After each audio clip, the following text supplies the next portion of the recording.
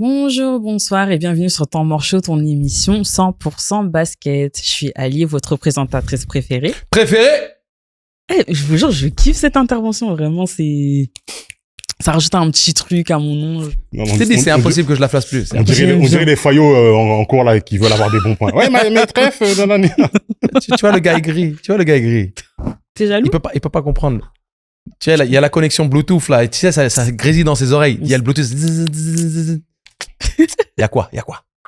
Il est jaloux. Pas grave, on t'aime, tu Tu vois. peux boire ton jeu. Hein, vraiment. Bref, toujours accompagné de ma très belle et fine équipe.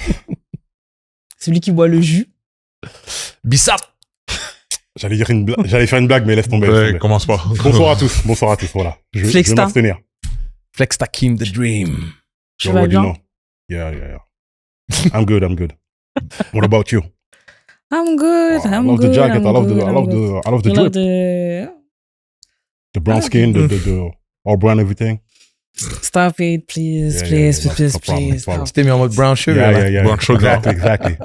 On est aux États-Unis, c'est ça? Of course, we're in Cleveland. My name is Donovan. Love it.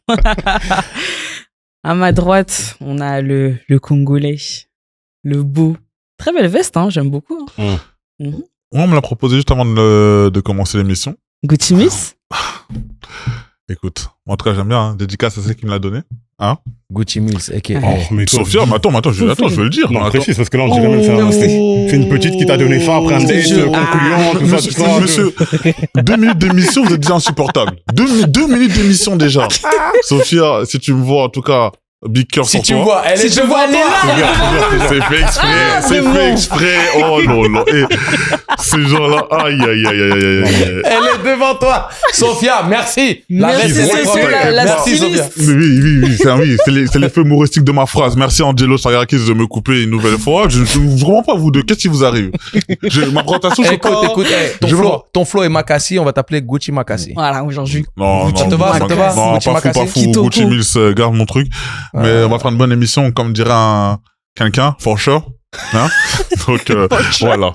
Maintenant, on va faire ça. Et à ma toute gauche, on a celui qu'on appelle le rappeur. Non, parce que la poésie, en fait, c'est fini, on met ça de côté. C'est un rappeur.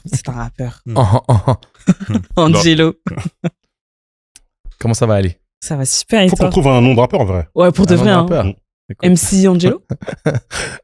Sar MC. Le tsar, Lowski, non. MC Angelo, ça fait vraiment ringard, Ali. Bah, MC Angelo, c'est... Bah, ça, c'est les années 80. Années 80. après... Hein? MC Hammer, MC...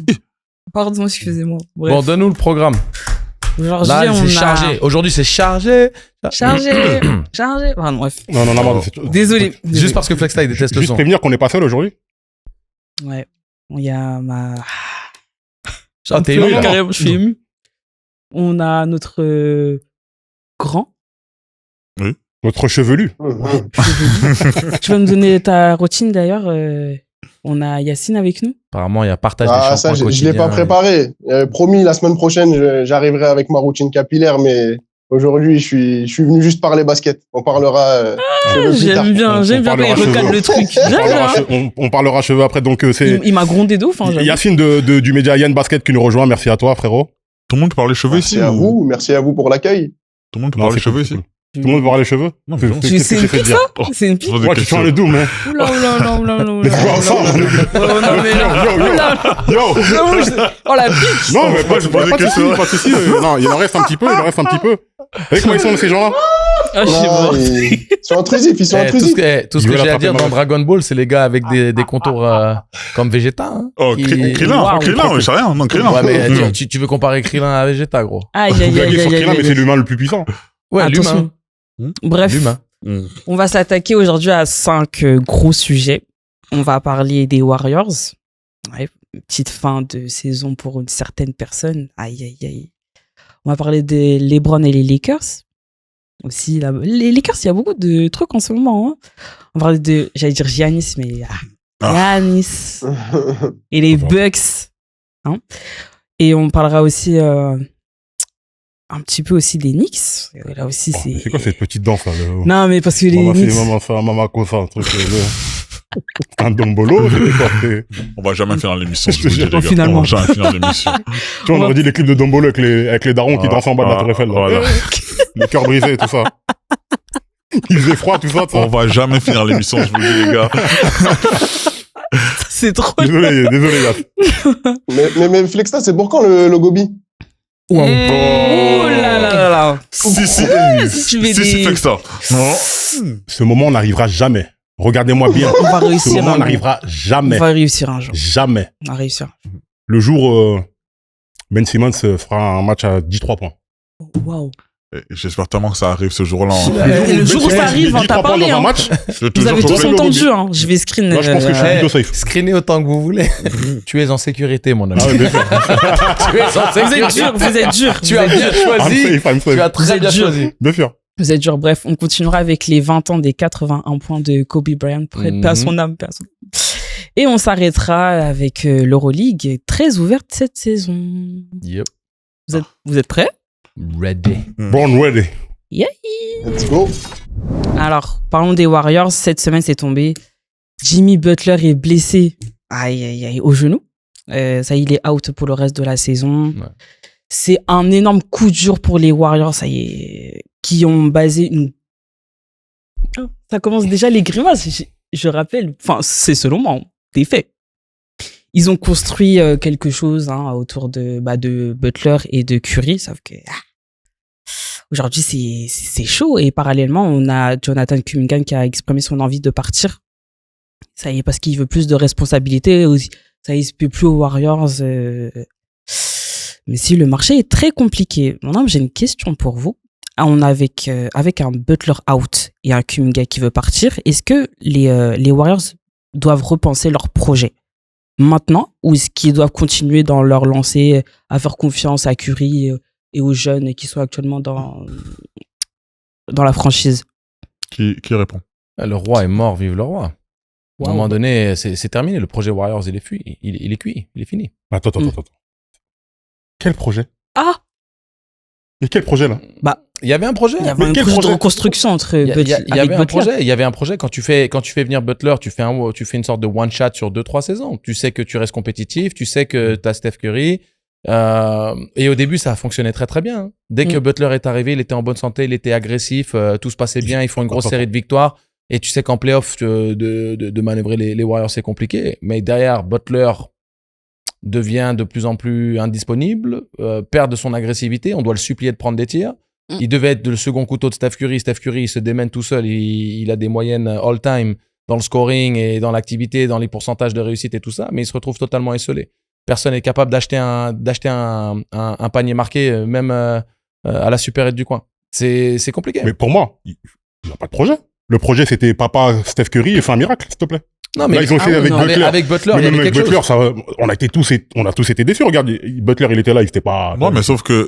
il était quoi, 11e? Ouais, mais sinon, sauf qu'il y a un truc que Très t'oublies. décevant, hein. Il y a un truc que t'oublies, c'est que déjà Butler à Miami, c'était pareil. C'est-à-dire que si tu te bases sur ce que fait Butler en saison régulière, c'était pareil. C'était pas ça le projet. C'est-à-dire que en saison régulière, on sait que Butler le fait pas, mais regarde les campagnes de Miami, c'est 2 finales que Butler et Miami vont Oui. en 2020, en Oui, tu 2023. prends les meilleurs, mais dernièrement, à Miami, Butler, c'était quoi? après, il y a des C'était finales. Non, il y a eu des, non, il y a eu des finales de conf. Il y a des finales de conf contre Boston. Il y a quand même Miami, c'est une des équipes entre 2020 et 2025 qui sont le plus allées en finale de conférence et finale NBA avec Boston. Oui, mais sur les 2 dernières années, ça, tu prends les meilleurs, oui. D'accord, tu je prends pense les que meilleurs, mais c'est les mais dernières années. sauf que t'oublies, regarde. Les 2 années qu'on fait que Butler est parti, là. Non, mais t'oublies l'année dernière, qu'est-ce qui s'est passé? Pour moi, Curry se blesse pas contre Minnesota, ils battent Minnesota. Hein. Oui, après, tu vois, si on commence à rentrer dans les si. Mais tu le vois très bien. Si, on va Tu faire le le vois très bien. Flexta, il y a des si et des si.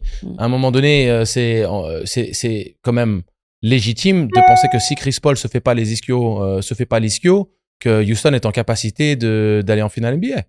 Et c'est pas non plus de dire oh mais on réécrit pas l'histoire, on dit pas si ma tante en avait 2 on l'appellerait mon oncle. On est en train de parler de quelque chose quand même de légitime dans la compréhension basket. On voit la dynamique d'une série, on voit les problèmes de match-up, on voit la qualité d'une équipe. Et surtout, on regarde qui s'est blessé. C'est pas n'importe qui s'est blessé. Il s'est blessé. C'est Oui, Steph oui, Curry, mais quoi. pourquoi je dis ça? Ouais. C'est parce que pour moi, dès lors que tu re-signes Draymond, t'abandonnes ton projet. Non, t'es Ça dur. c'est une autre Pour moi, conversation. c'est une autre Tu conversation. re-signes Draymond, tu payes pas Kuminga.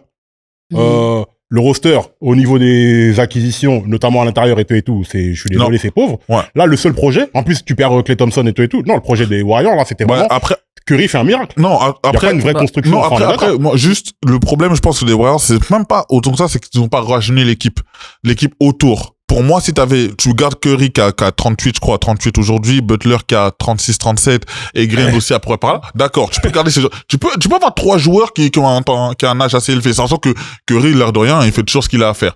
Maintenant, le problème, c'est qu'autour, tu rajoutes Al Horford, qui malheureusement, c'était pas le joueur que tu devais prendre. Même si on sait que il est très bon. Je veux pas enlever ce qu'il a à faire. Le cas Kuminga, aussi bien Kuminga veut partir, mais aussi bien la direction des Warriors gère très mal son cas aussi. Steve Kerr aussi montre pas non plus un envie important de le garder. Il y a toutes ces choses-là. C'est que autour de Steph, autour de Jimmy Butler, qu'est-ce que t'as fait autour pour que l'équipe soit compétitive? Tu vois ce que je veux dire? Et c'est là où il est le problème. C'est pas le problème de Draymond Green. Draymond Green, qu'il soit là ou pas là, tu peux faire un projet même s'il est là.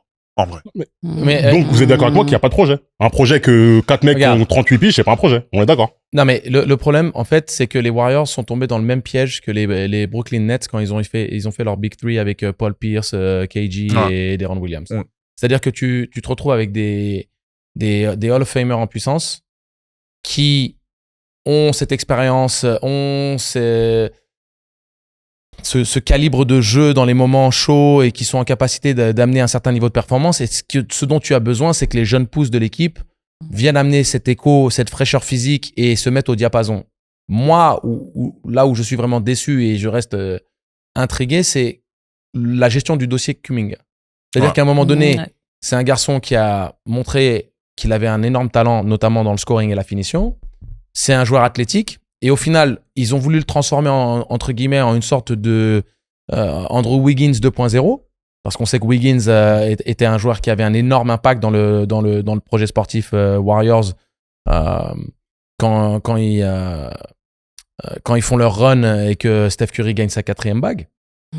Et le problème par rapport à ça, c'est que tu te retrouves donc avec un Draymond Green vieillissant et qui, comme on l'a dit, hein, tu te souviens dans le débat Mills des meilleurs power forwards de l'histoire, et on va sortir un épisode, on va faire une prolongation sur le top 10 de l'histoire des postes 4. Mais les mecs sont supposés se bonifier avec le temps, ou en tout cas amener de nouveaux éléments pour pouvoir maintenir un danger. Et un mec comme Draymond Green, il n'y avait aucune raison qu'il rajoute pas le danger extérieur, le tir à 3 points, et tout en conservant sa science du jeu, sa capacité à faire des stops défensifs dans les moments chauds et à libérer des espaces pour Steph Curry avec sa science de la passe et du mouvement et du positionnement, des écrans, tous ces trucs-là. Seulement, lui, il est de pire en pire offensivement, il est de pire en pire dans l'attitude, il vieillit, donc il est moins impactant qu'il ne l'était quand il avait ses jambes de jeune fou. Donc, là où il y a un problème, c'est que ils n'ont pas réussi à bonifier l'équipe. Le moment où tu perds Klay Thompson, il faut que tu aies un remplaçant. Qui soit pas forcément exactement aussi bon shooter que Klay Thompson, même s'il était vieillissant. Mais le problème, c'est la venue de Butler fait que tu as Kuminga, qui est supposé être la relève, qui est supposé être le joueur sur lequel ils vont investir, qui clairement ne rentre plus dans le projet sportif des Warriors. C'est une sorte de joueur, c'est un copier-coller de Butler, mais plus jeune, moins expérimenté, mais plus athlétique, peut-être plus scoreur, dans le sens où il est plus dans la volonté d'amener son écho au scoring, mais donc pas dans le projet jeu collectif, lecture de jeu, coupe dans le dos, extra pass des Warriors. Kuminga, ça colle pas. Pourquoi ça colle pas? Parce que il y a Butler qui vient maintenant de rentrer dans le truc. Parce que maintenant, t'as plus cet espace. T'as plus le jeu écarté où tu peux jouer à la Warriors.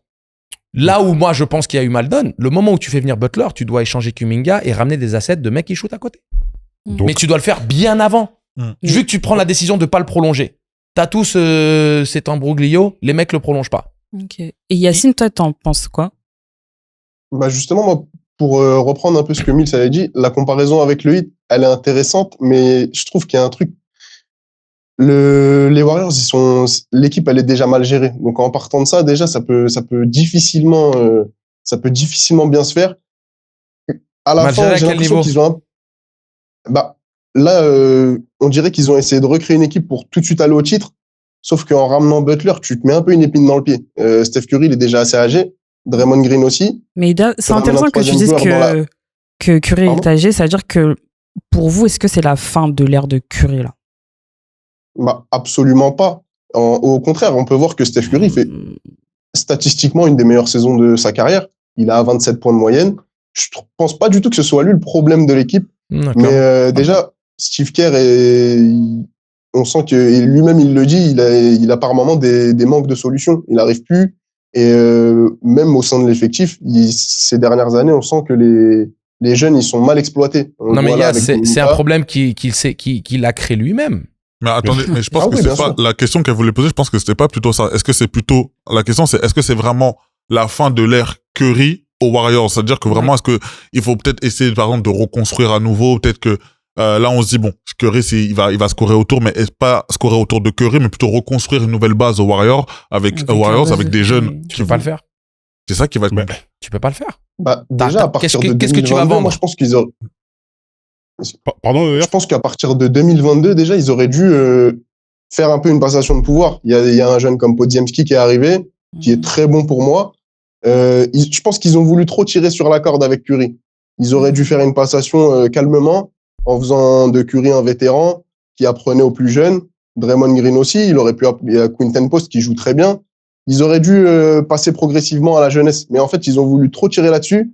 Et malheureusement, comme on peut le voir, alors, rapidement, pas spécialement Curry, mais surtout sur leur trio. C'est fictif. Trio qu'ils auraient dû casser. C'est fictif. Ce que je veux dire par là, c'est je comprends ce que tu mets en avant et j'apprécie que tu aies une analyse, tu sais, de vision moyen-long terme.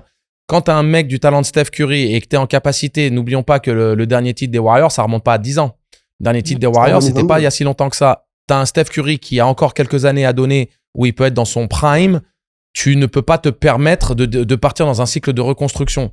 C'est aussi simple que ça, en fait. Que ce soit avec un Jordan, que ce soit avec un Kobe, avec un LeBron, avec un Steph Curry, avec qui tu veux, ce genre de mec-là, tu ne peux pas dire, oui, on va reconstruire. LeBron ne le tolérerait pas, Kobe ne le tolère pas. La fin de carrière de Kobe a été un peu particulière parce qu'il voulait pas partir des Lakers à ce moment-là. Ça n'avait plus de sens par rapport à sa carrière et avec ce qu'il avait accompli également. On voit bien que LeBron, dans le projet sportif qu'il désire, ça doit forcément être une équipe qui est capable de jouer le titre. C'est toujours pour ça qu'on parle des Lakers, parce que il y a un problème de compétitivité des Lakers. Et c'est là où il y a un drame. Personne ne parlerait des Lakers si LeBron n'était pas au centre de ce projet sportif. Donc, tu vois, avec tous ces mecs-là, t'as le problème où tu dois respecter la legacy de ces mecs-là. Tu peux pas dire simplement à des gars qui ne jouent que pour les titres et ne jouent que pour écrire une histoire encore plus inégalée ou inégalable, de dire non, mais tu vas rester avec nous, mais on va reconstruire. Ils vont dire, mais vous perdez mes dernières années de jeu. Vous pouvez pas vous permettre de perdre ces dernières années que moi j'ai à vous donner. Il faut construire, même si c'est un one shot. Les Warriors, ils ont voulu faire un one shot avec Jimmy Butler, justement basé sur le fait que Jimmy Butler était le leader d'une équipe de Miami qui allait en finale 2 fois et qui était en finale de conf sur 5 années consécutives. Donc, tu ramènes un des meilleurs couteaux suisses, capable de scorer 40 si nécessaire, capable de défendre, capable de jouer plusieurs postes, QI basket de ouf, qui allait bien fonctionner avec Curry. Le problème, c'est qu'il y a une faillite au niveau des mecs autour qui devraient être en capacité d'amener du scoring et d'écarter le jeu. Et là où il y a un souci, c'est peut-être de se séparer d'un Draymond Green beaucoup plus tôt. C'est peut-être là où il y a eu le souci. Parce que tu laisses partir Klay Thompson, mais Klay Thompson n'était plus aussi efficace qu'avant. Tu ramènes Buddy Hield pour essayer d'amener ce punch, tu sais, dans le shooting et dans le scoring. Là où il y a un vrai problème, c'est qu'à un moment donné, Steve Kerr n'a pas été en capacité de responsabiliser ou en tout cas de donner suffisamment de responsabilité à un Kuminga, et aussi en faisant venir Butler, tu te sabotes sans te saboter, parce que ça peut fonctionner, mais tu perds en profondeur. Donc c'est vraiment un one-shot. Le one-shot n'a pas fonctionné. Ils ont tenté leur va-tout.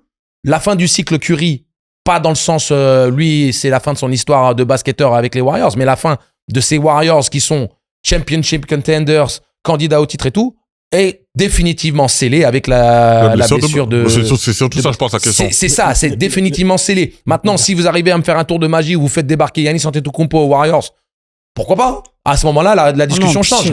On en parlera. Mais voilà. Non, les gars. Le problème, c'est qu'ils ont voulu continuer avec un Klay Thompson qui est fini, avec un Draymond qui est fini. Ils sont partis chercher un Butler qui est fini. Mais même Klay, il est parti. Non, mais c'est-à-dire que mais Curry, il est pas à son pic, au moment où il fallait s'en séparer, c'est là qu'il fallait s'en séparer. Et des fois, c'est là que je me dis que Ce serait bien d'avoir un peu de Danny C'est pas pareil. chez les GM. Quel est ce blesse en 2019?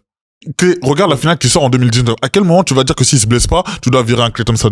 Tu ne peux pas penser ça. C'est les blessures de Klay Thompson qui ont fait que Klay Thompson était plus bon fait que ça. Oui. Mais donc, il y a un joueur, il est blessé. C'est fini. Ça, je te parle de fait. Mais donc ils l'ont fait partir, Klay. Il est pas resté.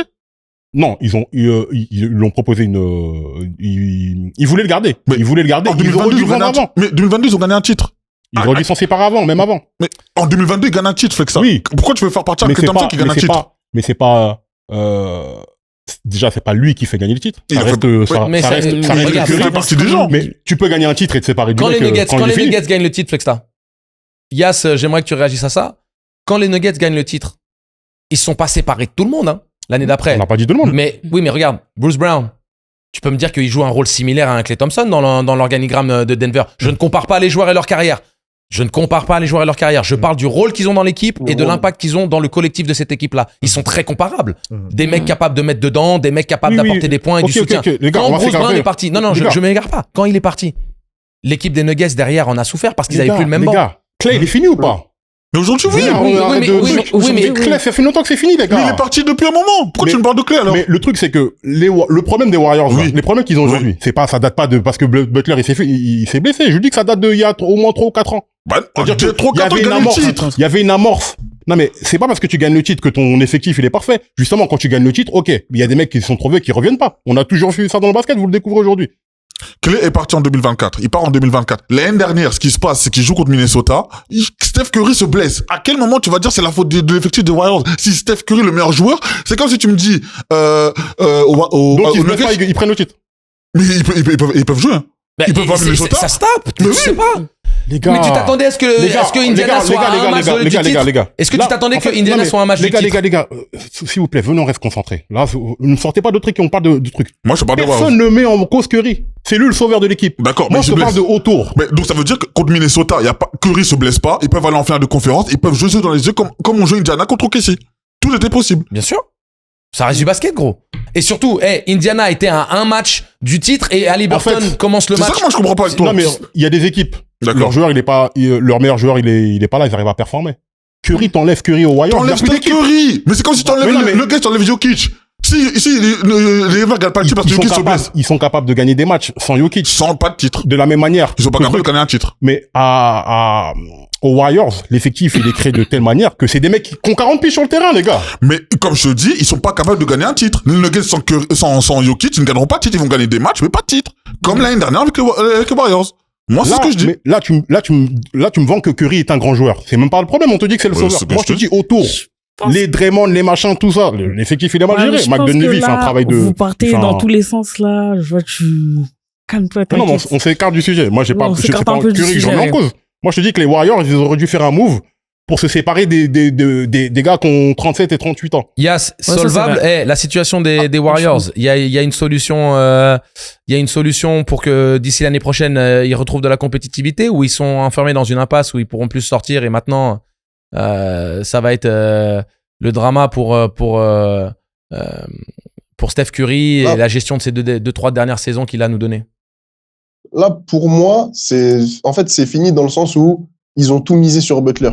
Et malheureusement, là, en fait, t'as ce fort duo Curry-Butler qui déjà, je suis un peu deg parce qu'on n'a jamais pu les voir forts en même temps. Ça a été très rare, ça a dû être sur un échantillon de 10 matchs, mais on n'a pas pu les voir évoluer en même temps à un très bon niveau. Et en fait, là, actuellement, Curry, c'est encore un mec qui peut jouer titulaire dans une équipe très compétitive. Et c'est là où je me dis, peut-être que lui, ça va l'agacer à un moment. Parce que là, il sort encore une des meilleures saisons de sa carrière. Je sais pas ce que vous en pensez, mais pour moi, Steph Curry, il peut encore jouer titulaire dans une équipe compétitive. Donc, est-ce que peut-être à un moment, ça va pas l'énerver?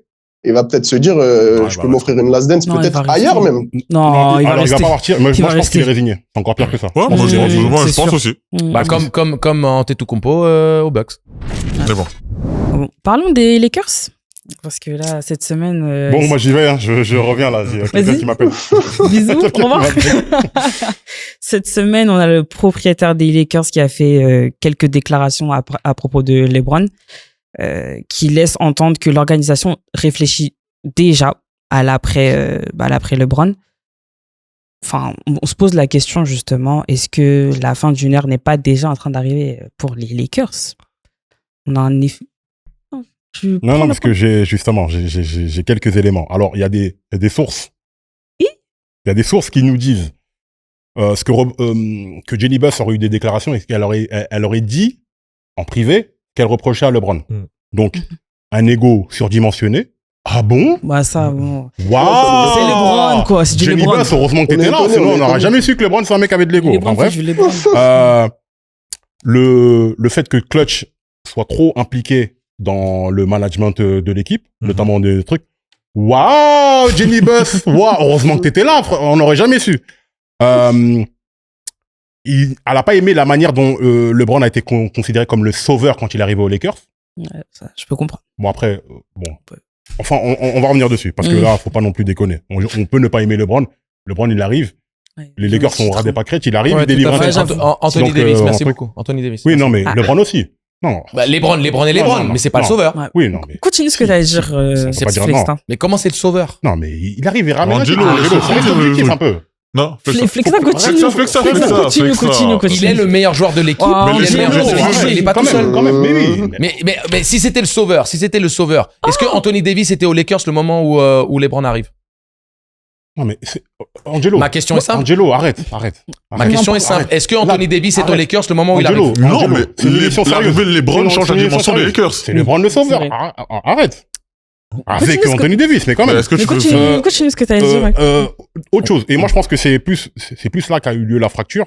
Le manque de prise de responsabilité dans le trade de Westbrook. C'est lui qui a voulu faire venir Westbrook. Il avait insisté. Il avait joué de son poids auprès de la direction de Rob Pelinka et de Jenny Buss. Quand ça s'est mal passé, il a dit, c'est pas moi. C'est pas moi. Moi, c'est pas moi. C'est l'équipe. C'est Rob Pelinka. Ça, ils ont pas apprécié. Ils ont, apparemment, il a boudé quand on lui a pas donné son extension de contrat. Elle pense qu'il est pas assez reconnaissant dans le fait d'avoir drafté Bronny. Alors que, bon, t'as vu, maintenant, les joueurs NBA se cachent même plus.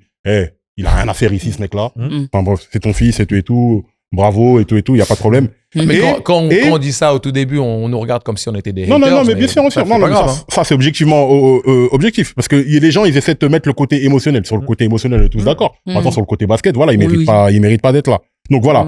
Et c'est un peu ce que les gens lui reprochent. Là où il faut être juste et pas dans l'émotion, c'est que évidemment que LeBron, il a apporté à l'équipe. Il a délivré un titre. Ouais, bah oui. Le trade d'Anthony Davis, de machin, de tout ce qu'ils ont lâché, effectivement, ils ont lâché beaucoup de jolis assets. Mais à partir du moment où c'est validé avec l'obtention d'un titre, tu peux pas dire que c'est un véritable échec. Après, LeBron, LeBron, c'est un package, hein. Quand il vient avec, dans une franchise, il vient avec les bons et les mauvais côtés. Ouais, mais en fait, ce qui se passe, et pour rebondir sur ce que tu dis, en fait, Davis vient en Lakers parce que LeBron est là. Et c'est Clutch Sport. Mais d'un côté, elle reproche à Clutch Sport, mais il n'y a pas Clutch Sport, il n'y a pas Davis. C'est pas que ça, c'est que, rappelons les faits avant que LeBron arrive en 2018, les Lakers étaient en pleine reconstruction, c'est une équipe de jeunes, remplie de jeunes, on se dit, et les Lakers, c'est pas une équipe de reconstruction.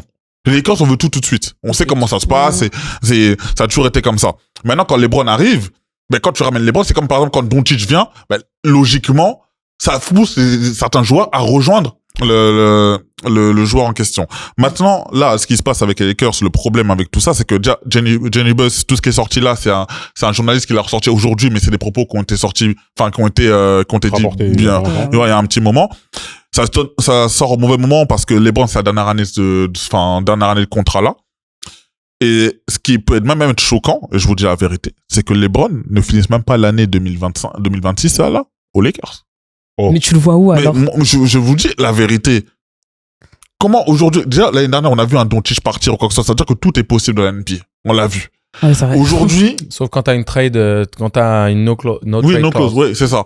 Sauf que quand LeBron aujourd'hui, on sent qu'il a de moins en moins ce statut-là d'intouchable. Il a toujours eu normalement au long de sa carrière, on sait que LeBron on le touchait pas. Jamais on n'a pas de trade avec LeBron James.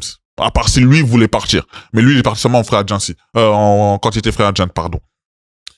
LeBron aujourd'hui fait plus l'unanimité. Doncic aujourd'hui, c'est lui vraiment, on sait que maintenant c'est lui le patron des Lakers.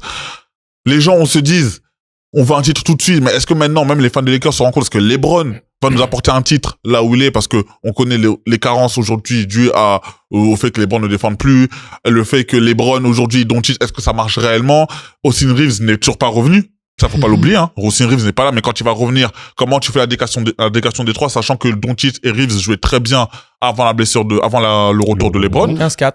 Donc, toutes ces choses-là font que LeBron, malheureusement, sa fin de carrière là qu'il a rendu gérer, pour moi, elle peut très très mal finir à cause de tout ce qu'il a rendu faire là aux Lakers. Ouais. Mais si tu le vois pas aux Lakers, tu le vois finir où? Ça dépend, mais peut-être que les Lakers vont se dire, parce que là, c'est Jenny Buss qui parle.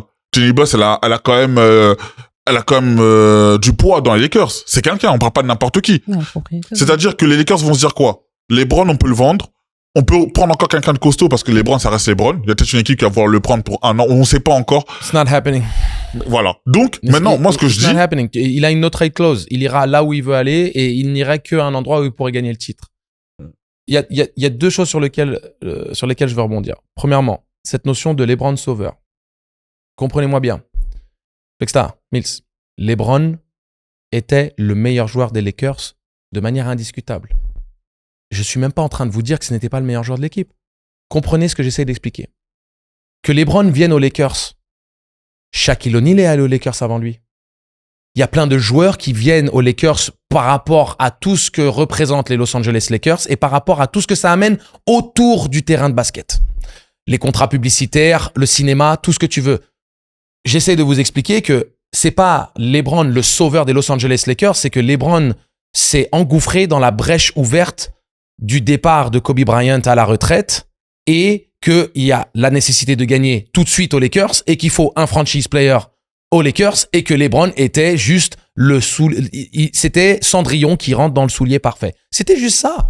Il n'y a pas à dire c'est le sauveur parce que ça aurait pas été LeBron, ça aurait été qui vous voulez d'autre. Tous les mecs de la NBA veulent jouer aux Lakers. C'est là où t'as les meilleurs contrats, c'est là où t'as la meilleure histoire, c'est là où t'as le meilleur potentiel. Angelo, si tu nous expliques que les Lakers sont attractifs, on sait. Oui, mais justement, donc arrêtez de dire que c'est le sauveur. Mais il ramène un titre. Il ramène Davis. Mais une seconde. C'est les faits, frérot. Non, mais une seconde. Tu dis, il ramène un titre. Anthony Davis serait allé aux Lakers, même si LeBron n'y était pas. T'aurais mis un autre fort joueur et les Lakers lui offrent un contrat max et lui offrent tout ce qu'il veut dans son contrat. Il va aux Lakers parce qu'il veut pas aller jouer aux Pelicans ou je ne sais pas où ailleurs. Tu pourrais essayer de le signer. Pas. C'est LeBron qui le fait venir avec Clutch Sport. C'est mais des faits. Bien entendu, mais le réseau d'influence, ce que j'essaie de t'expliquer, c'est que toi, t'es en train de minimiser l'influence et le pouvoir d'attractivité. Tu penses que Anthony Davis ne va aux Lakers que parce que c'est LeBron? Non, c'est une opportunité qui se présente d'aller avec LeBron qui est très fort, qui est un des tout meilleurs joueurs de la NBA, si ce n'est le meilleur. Et donc, tu peux, toi, t'associer au meilleur joueur de la NBA pour aller gagner un titre. Ce qui te manque sur ton CV. C'est pas ça le truc. Vous dites, oh, LeBron James, le sauveur, ça aurait été un autre fort joueur de la même manière que Dwayne Wade a été en capacité de ramener Chris Bosh et LeBron à Miami. C'est la NBA actuelle. Le présentez pas comme un sauveur. Présentez juste qu'il est allé dans une situation idéale où la reconstruction aux Lakers se fait comme avec le trade de Pau Gasol, il tombe de nulle part. Comme avec le trade de Luka Doncic, ça tombe de nulle part. Quand c'est les Lakers, ça se passe toujours. Oh, les Lakers, ils sont champions, ils ont Magic Johnson en premier choix de draft. Comment même ils ont le premier choix de draft. Les Lakers, ça va toujours bien. Il y aura jamais de 10 ans de disette aux Lakers. Donc calmez-vous avec le truc de sauveur de mes couilles. C'est pas ça. Ça n'existe pas. Non, ça n'existe pas. Là, tu deviens ridicule. Là, tu deviens grossier parce que truc. Mais je vous le dis. Arrêtez. Angelo. Ce n'est pas de l'anti-LeBron. C'est arrêter de sensationnaliser. Vous sensationnalisez. On te dit qu'il y a une équipe qui gagnait 27 matchs, il y a un mec qui arrive. Oui, parce qu'ils étaient dans ce petit cycle de quelques années de disette. Ok, donc il arrive, c'est le sauveur. En fait, qui d'autre pouvait venir aux Lakers? En fait, c'était le seul. En fait, le truc que t'arrives pas à comprendre, mais je sais pas, t'es un basketteur, frérot, là, on dirait un mec du bar, là. Mais c'est pas, mais justement, parce que je suis un basketteur qui a peut-être la légitimité. Angelo, c'est les faits. Mais les faits, mais personne ne le présente comme un sauveur. C'est ça que je t'explique. Il y a que lui. Il y a que Clutch. Il y a que ceux qui sont lebronesques qui veulent que ce soit le sauveur. C'est pas une question de lebronesque. Il y a une situation donnée, et il y a une situation où un mec, il arrive, il ramène Anthony Davis et ils prennent un titre. Ça s'appelle ça, comment? Donc en fait, quand si on avait un autre joueur, on aurait dit, il y aurait pas de problème. Donc, faut pas rentrer dans le truc dès que c'est LeBron. Dwayne Wade est le sauveur de LeBron James. Viens au Miami Heat, comme ça tu peux gagner ton titre. Non, il y a eu 3 mecs qui se sont rejoints, puis t'as Ray Allen qui arrive, et t'as un effectif qui se crée. C'est pas LeBron James qui est le sauveur de Dwayne Wade ou Dwayne Wade le sauveur de LeBron James. Ce sont des mecs qui se sont unis. Donc quand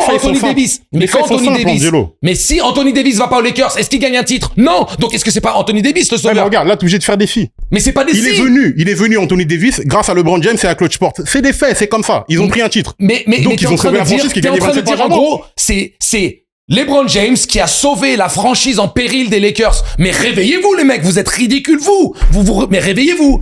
Les Lakers, la franchise avec le plus de titres de l'histoire de la NBA, c'est LeBron James qui est venu sauver cette franchise en péril. Non, il est juste allé là où il y a le plus gros marché, les plus gros contrats, les plus gros potentiels et le plus d'attractivité. Et Anthony Davis, il a dit, quoi, je peux aller avec LeBron aux Lakers? Hell yeah, I'm coming. On t'a pas dit que c'était Jésus-Christ qui revient d'un air. On t'a juste dit que les Lakers. Vous avez dit que c'était le sauveur des Lakers.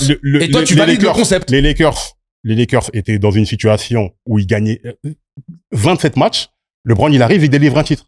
C'est tout. Je sais pas pourquoi il y a besoin de s'excuser. Tu sais qui serait un sauveur? C'est quelqu'un qui va aller gagner un titre à Chicago aujourd'hui. Pas aux Lakers, gros. Oui, je sais, même à Bourg-en-Bresse, tu veux, mais soyons sérieux. Là, on reste que. Non, mais reste. Quelle franchise? Parlons des Lakers. Il y a un fait qui est truc.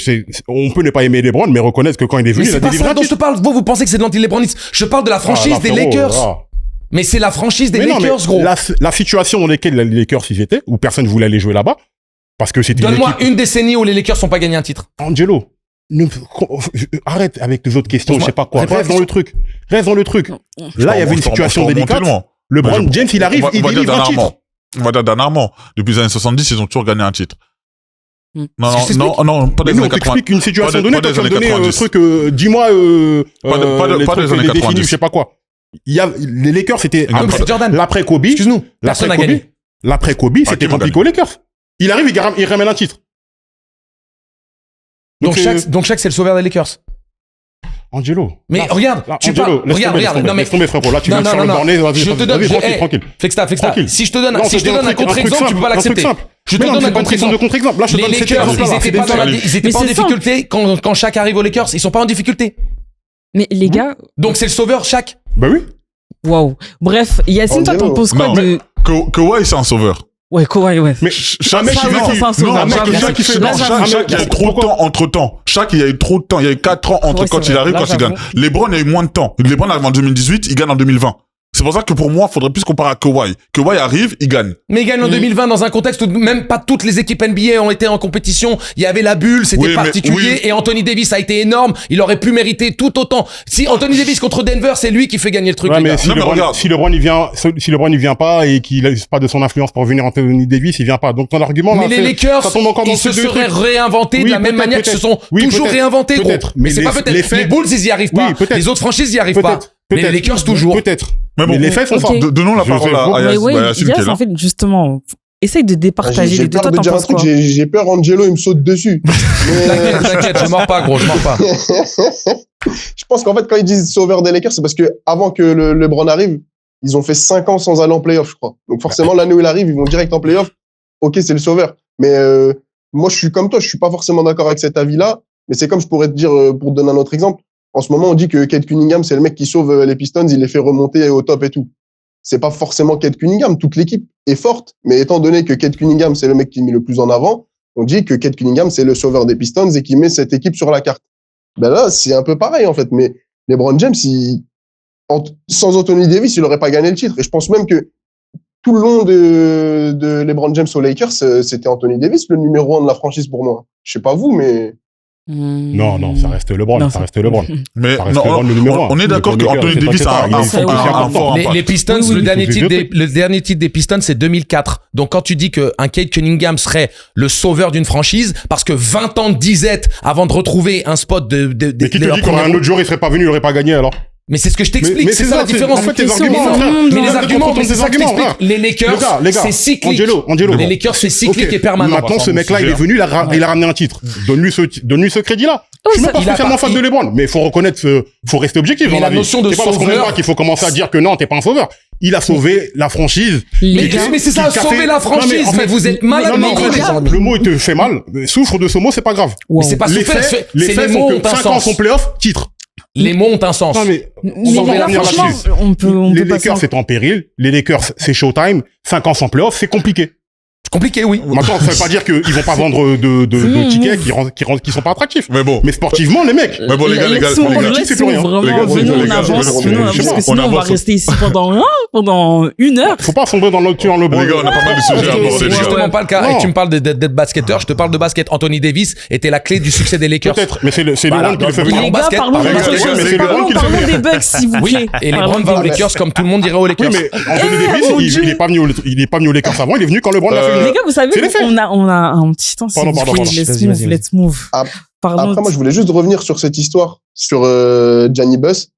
Ce qui est intéressant, parce que pour moi, ça reste du bruit, comme LeBron James sait faire du bruit autour de lui tous les ans. Il y a toujours un truc comme ça, avec une rumeur à tous les moments où il peut y avoir des trades. Mais là, ce qui est intéressant, et c'est Chris Haynes, un insider des Lakers, qui en parlait, il disait qu'en fait, cette fuite-là, elle arrive pas à n'importe quel moment, elle arrive juste avant la trade deadline. Et c'est ça qui est intéressant, en fait. Peut-être que on sait que Gianni Buss, même si sa famille a vendu la franchise, garde encore un rôle important dans la franchise. Elle a encore un rôle très important. Et en fait, peut-être que ils disent que ce serait parce qu'on sait que LeBron a une no trade clause dans son contrat. Peut-être que ce serait pour le pousser lui-même vers la porte, parce que s'il veut s'opposer à se faire virer de l'équipe, il peut s'opposer tous les jours. Mais peut-être que là, ce serait pour lui donner envie à lui de partir, parce que comme on sait là, les Lakers, c'est une équipe ça va pas très bien en ce moment. Et dans l'état, ils pourront jamais aller au titre. Donc c'est peut-être une manière de vouloir l'évincer de l'équipe. Ok. Bonne intervention, ouais. Rien n'est fait au hasard, de toute façon. Ali, pas avec Flash, en tout cas. Non, parce que la bagarre, vraiment le clash. Tu sais, t'as des clashs de titans, c'est comme ça. Y a rien. Bon, en parlant de titans, parlons de... LeBron. Parlons de... Ray Allen est un sauveur. Non, je plaisante. Waouh, Même si c'est on véridique. relance les débats. Parlons de Giannis, où il y a en fait les Bucks, ça va toujours pas. Il est toujours blessé. Les Bucks, c'est compliqué cette saison. Tu veux dire qu'il s'est reblessé? il s'est reblessé là récemment. Au mollet en plus. Milwaukee n'a pas un gros bilan. C'est chaud. Il y a des rumeurs de partout, de trade. Malgré le fait que Giannis a dit qu'il n'allait pas demander un trade de lui-même, il a récemment confirmé qu'il se concentre sur sa saison et sur l'équipe. Mais j'ai envie de vous dire quelle saison, parce que on voit rien concrètement. Et pendant ce temps, on a les Knicks qui se positionnent comme une équipe intéressante, un peu comme cette année. On a des voix qui ont évoqué un blockbuster impliquant Giannis, voire un move avec Kat chez les Knicks, même si ça reste un peu... on se demande qu'est-ce qui se passe. Maintenant, j'ai une question. Est-ce qu'on peut vraiment envisager de trade Giannis, en vrai de vrai, pour Milwaukee avant la deadline de février? Parce que... Dans le sens où est-ce qu'il faudrait pas attendre l'année prochaine plutôt? Ouais. En fait, là où il faudra toujours faire attention quand tu as des joueurs comme ça, c'est que ces joueurs-là ne parlent pas pour rien, contre rien surtout. C'est surtout ça le problème. C'est quand on est GM et quand on a ce genre de joueurs-là, c'est que si Giannis décide de rester jusqu'à la fin de son contrat et de partir en tant que free agent, les Bucks, ils vont prendre du temps à se reconstruire, surtout que c'est un petit marché. D'avoir eu Giannis, on sait très bien comment Giannis est arrivé aux Bucks. C'était pas un grand joueur, c'était pas un joueur sur lequel on misait, etc. Lui, il est arrivé, il a fait déjouer les pronostics. Il est arrivé, il a gagné un titre aux Bucks. Maintenant, si tu fais partir Giannis sans rien avoir au retour, ben les Bucks, justement, ils peuvent avoir de longues années de disette parce que, honnêtement, quel superstar aura envie de signer aux Bucks? Ouais. Réponse, personne. Donc, concrètement, l'idée de le trade avec Towns est peut-être très intéressante. Pourquoi? Parce que tu as justement un joueur de calibre All-Star. Towns, c'est comme un All-Star. Malgré qu'il fait une saison un peu en dessous de ce qu'il a l'habitude de faire, c'est un calibre All-Star. Et je pense que pour moi, oui, il est dans l'intérêt de Milwaukee de trade Giannis parce que, honnêtement, ça se voit de son body language. Tu vois même dans des interviews quand il parle, etc., que il va tout donner parce que c'est Giannis, mais son esprit, sa tête, elle est plus là. Tu sens qu'en fait, tu vois, quand on disait que Curry, il s'était résigné, Giannis, regardez Giannis. Des fois, il fait tout seul et il y a pas de soutien autour. C'est très, très compliqué pour moi d'avoir un joueur de ce calibre avoir gagné, alors tout gagné aux Bucks, hein, vraiment tout gagné. Et autour de toi, quand t'as besoin, tu tournes à gauche, tu tournes à droite, ben t'as personne. Pour moi, les Bucks doivent vendre Giannis le plus rapidement possible, au moins pour gagner quelque chose, au moins peut-être avoir des tours de draft, peut-être avoir un joueur sur qui ils peuvent compter, mais en tout cas, ils doivent les trade. Le timing, si tu veux, tu veux parler du timing. Non, en fait, moi, j'allais juste dire que c'est fini, frère. Part des Bucks, ça y est. Vendez-le, ça y est, c'est terminé. C'est pas ça la question. Là, il n'y a plus de trucs à faire. Parce que, attention, t'as vu Kuminga qui s'est blessé. Quand ton esprit, ta tête, tu sens que t'es plus dans un esprit, dans une franchise où on te veut, où il y a un truc bizarre, là. C'est même presque spirituel. Tu vas finir par te blesser bêtement avec des blessures, tu sais, des blessures de fatigue. Tu sais, ce qu'on appelle les blessures de fatigue ou les blessures qui s'expliquent pas trop, là. Non, c'est son corps qui lâche. Tout de suite. Son corps qui lâche. L'esprit l'a lâché, le corps va dessus. Mais là-dessus, il n'y a pas de discussion, Flexta. Bien sûr qu'il faut qu'il parte. Mais là, maintenant, c'est par rapport à ce que met Mills en avant. C'est le timing du trade. Pour moi, en étant très honnête, je pense pas que ça devrait se faire tout de suite, là. Parce que est-ce que tous les scénarios possibles et toutes les configurations de trade possibles où tu peux récupérer le maximum, ce dont tu parles justement, tu pourras l'avoir avant la fin de la trade deadline dans 2 semaines. Parce que n'oubliez pas qu'il est sous contrat jusqu'en 2027-2028, que la dernière année, c'est une player option, mais que quoi qu'il arrive la saison prochaine, il est sous contrat. Ce qui veut dire qu'ils n'ont aucune obligation de se précipiter dans cette optique de trade. Et que si toi, tu fais une sorte de trade à la va-vite, parce que tu te dis, il faut absolument... C'est différent si le contrat arrive à la fin cette saison. Et donc, tu te dis, on veut pas le perdre pour 0. C'est pour ça que les discussions de trade autour de Ja Morant, des trades qui parfois n'ont pas forcément beaucoup de sens quand tu parles à CJ McCollum et Trae Young. On a eu cette question, on se dit, mais attends, Trae Young, c'est pour 2 paquets de chips qu'il est parti. Tu dis, mais attention, mais pourquoi? Mais on a pensé à la perspective des Hawks, eux, c'est salarial. Les Wizards, ils veulent du sex appeal. Donc, il y avait des raisons différentes, mais au final, pourquoi est-ce que Trae Young part pour si peu dans l'absolu? Parce qu'au niveau du timing, c'était soit ça, soit tu risquais à ce qu'ils partent sans contrepartie. Et comme Trae Young respecte les Hawks et qu'il y avait une relation de respect entre les deux, il a dit « Hey, tradez-moi maintenant, que vous récupériez quelque chose et que voilà, c'est win-win. » Mais si, ça a été documenté, Flexta. Ça a été documenté. C'est documenté. Je crois pas qu'il y a des gentils, du respect, du truc, tout ça, en vérité. Mais non. Pourquoi tu dis ça? Ça existe également. Hein. C'est pas que coupe-gorge, gros. Ali, j'ai l'impression que les deux, aujourd'hui, c'est vraiment, c'est les Hawks. C'est vraiment des opposants, vraiment. C'est il a dit combat des titans, il a pas rigolé, hein. C'est documenté par ses représentants et par lui-même. C'est documenté. On peut dire ce qu'on veut. Non, aujourd'hui, ils sont Ops, hein. Les quarantenaires sont Ops aujourd'hui. Donc, ils mentent volontairement. C'est pas c'est pas gentiment, un truc, etc. Mais si Trae Young ne voulait pas se faire trader aux Wizards, il y aurait pu y avoir un problème. Je veux dire qu'ils ont trouvé un point de chute qui correspondait et voilà. La finalité, c'est que la situation de Trae Young fait que on se dit le timing, ils auraient peut-être pu recevoir plus en contrepartie. Bye bye. Ils auraient pu recevoir plus en contrepartie.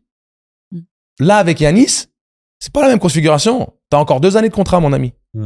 Et donc, tu dis, mais si t'es les Bucks, justement, tu sais qui tu es. Tu sais que tu as pas un pouvoir d'attractivité comme les Los Angeles Lakers où tu pourrais récupérer Antetokounmpo ou n'importe quel autre joueur star de la ligue. Tout le monde dira oui ou va en tout cas répondre au coup de téléphone quand c'est les Lakers qui appellent. Tout le monde. Il n'y a pas un mec qui répond. Je vous pose juste une question comme ça. Après, on va évoquer tous les joueurs dans selon vous, Giannis, est-ce qu'il part avant la trade deadline ou il part pas? Mais c'est mieux qu'il reste. Moi, les trades que j'ai vus, les trades dont ils ont parlé, je trouvais que c'était une mise à mort du futur des Bucks s'ils acceptent. D'accord. Mais est-ce que Giannis, avant le All-Star Game, est-ce qu'il est toujours un joueur de Milwaukee ou c'est un joueur de... Alors, est-ce qu'il le sera ou pas? Je peux pas te répondre. Est-ce qu'il devrait être un joueur des Bucks? S'il n'y a pas de meilleure offre que ce qui m'a été présenté jusqu'à présent, il devrait... dans tout bon sens, rester jusqu'à la fin de la saison et que tu travailles pendant l'été pour trouver un vrai trade. J'ai un problème avec ta question parce que tu me demandes de voir l'avenir. Ça, on le voit pas. Moi, je peux te donner mon avis. En tout cas, alors, dans les propos, il allait loin, mais moi, je suis un peu d'accord avec Kendrick Perkins. Il a dit, Giannis is a coward. Je ne dirais pas comme ça, mais Giannis, dis que tu veux partir. Parce que là, tu sais, j'ai l'impression qu'on est dans une relation, quand ça marche plus, Au lieu de dire clairement que tu veux partir, t'attends que ce soit l'autre qui rompt avec toi. Tu pourris la relation exprès. Ouais, je capte. Tu veux partir, prends tes responsabilités, les yeux dans les yeux. Ça marche plus. Je pense pas que c'est lui qui pourrit la relation pour le coup. Ah, mais en fait, s'il le disait clairement, ça aiderait beaucoup de choses. Parce que le nombre d'équipes qui veulent Giannis et qui sont prêts à envoyer la moitié de leur banc pour lui, il y en a plein. Dont les Warriors, d'ailleurs. Mais dis-le. Dont les Warriors. Tu vois ce que je veux dire? C'est Giannis, positionne-toi. Je veux partir. Merci pour tout. Là, c'est le moment de partir. Là, essaie de faire, je ne sais pas ce qui se passe. Oh là là. Mais comme si la franchise n'était pas en capacité à un moment donné de. Ok. Et donc, tu vois, quel package tu donnes, et là, on va combiner les deux, on va faire fusion. Les Knicks. Karl Anthony Towns, décevant. Les Knicks étaient en pourparlers avec Giannis pendant l'été. Il y a eu la conversation. Donc maintenant, quel package pourrait offrir les Knicks pour que ce soit cohérent d'un côté comme l'autre? Bon, après, je sais pas si c'est le package, mais en tout cas, il y a de quoi faire un bel échange entre les deux équipes. Tu donnerais quoi, toi, Flexta? Déjà Towns pour commencer. Déjà Towns. Après, je sais pas, j'ai pas envie de rentrer dans un truc de tel joueur. Ça va être des tours de. Mais en tout cas, je sais pas si les tours de draft. Donc si c'était des tours de draft, vous acceptez ce deal là, vous? Non, mais c'est pas question de ça. C'est surtout que Giannis, en le faisant partir aux Knicks, on sait que Milwaukee a un an et demi pour vendre Giannis avant que lui puisse choisir s'il est free agent ou pas. Oui. D'accord. Oui. Donc ça veut dire que là, il a un an. Ça veut dire que si Giannis fait tout pour durer pendant un an, soit t'as le truc, c'est que les équipes gonflent leurs propositions pour Giannis, ou soit au contraire, attendent jusqu'à la fin et se disent, il va partir, c'est sûr, on va attendre un an. C'est ça la question. Mais là, tu joues un jeu où tu as plus ton destin en main. Oui, c'est ça, c'est qui tout double. C'est ça. Tu n'as plus ton destin en main. En plus, dans les situations contractuelles, tu dois construire ton équipe, tu dois faire des signatures avec des engagements de contrat plus ou moins longs. Tu n'as peut-être pas les finances pour pouvoir te permettre de faire le trade. Si tu as fait d'autres deals pour avoir d'autres joueurs, pour gagner un titre, sans forcément penser à Giannis Antetokounmpo à ce moment-là, et que tu as déjà envoyé tous tes tours de draft à une autre franchise, tu n'as plus de monnaie d'échange. C'est compliqué. C'est pour ça qu'en fait, la question aussi chez Knicks, c'est qu'en fait, si tu casses, parce que si tu prends un Giannis, c'est que tu fais partir Towns, c'est que tu fais partir aussi d'autres joueurs de calibre assez important. On sait qu'une équipe n'est pas construite que de 5 majeurs, mais aussi du banc. Est-ce que ce serait intéressant pour les Knicks de casser cette équipe-là? On sait que ça a été dur depuis la finale NBA Cup. On parle comme de finale de conférence l'an dernier. Là, ça commence à revenir un peu. Les Knicks recommencent à gagner. Est-ce que c'est intéressant pour les Knicks, justement? Complètement. De tout casser. Complètement. Okay. Tu sais pourquoi c'est intéressant pour les Knicks? Parce qu'à un moment donné, la manière dont ils jouent à l'heure actuelle leur gagnera pas un titre NBA. Ça, c'est numéro 1. Numéro 2, si tu as la possibilité d'avoir Prime Antetokounmpo à peine 30 ans, qui tourne à 30 points, 12 rebonds et 8 passes, si tu as la possibilité de mettre la main dessus avant que qui que ce soit d'autre fasse un package plus attrayant, tu le fais. Quitte à ce que tu ailles pas loin en playoff cette année. Tu vas me dire que si tu as Bronson et Antetokounmpo dans ta team, tu vas pas attirer des free agents qui ont envie de jouer pour gagner un titre. Et en plus, New York et LA, c'est ce pouvoir d'attractivité. Et les Lakers encore plus parce que c'est la côte ouest. Okay. Et toi, Yacine, t'en penses quoi? Je sais pas, je suis pas totalement d'accord avec Angelo. En fait, là, s'ils font partir, ils ramènent Giannis, ils font partir qui à la place? Karl Anthony Towns, peut-être Michael Bridges avec lui. En fait, ils cassent toute leur équipe, mais je suis pas là actuellement. Les Knicks, pour moi, ce qu'ils ont besoin, c'est d'une bonne menace extérieure. Et s'ils font venir Giannis, c'est pas le meilleur joueur à l'extérieur. Il est certainement plus fort que Karl Anthony Towns. Je suis pas en train de dire le contraire. Mais ce qu'ils ont besoin, c'est forcément une menace extérieure. Oui, mais c'est pas pour cette année, Yass.